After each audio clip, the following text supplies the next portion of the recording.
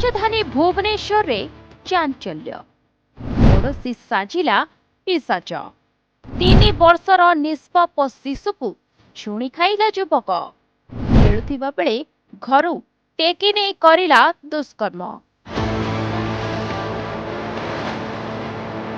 तेबे दिनकु दिन बढ़ुथिबा एभଳି घटना सतेरे एबे चिंताजनक। एथिପାଇଁ उभय आईन और सामाजिकता स्तर रे सचेतनतार आवश्यकता रही। तेबे भुवनेश्वर एयरफिल्ड थाना अंचल में घटिथिबा एभଳି लज्जाजनक और दुखद घटना को नहीं चर्चा एबे जोर धरिछि, ଯେଉଁଥିପାଇଁ ସମସ୍ତେ ଏବେ ମର୍ମାହତ।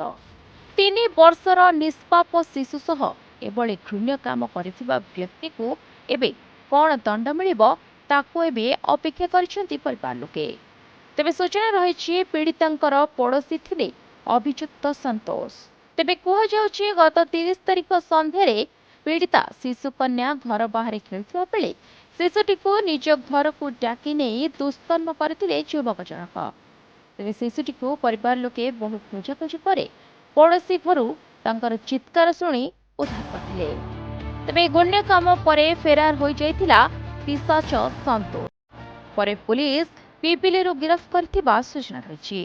ସେପଟେ ଶିଶୁଟିର ଅବସ୍ଥା ଗୁରୁତର ହେବାରୁ ତାଙ୍କୁ କ୍ୟାପିଟାଲ ହସ୍ପିଟାଲରେ ଭର୍ତ୍ତି କରାଯାଇଥିଲା।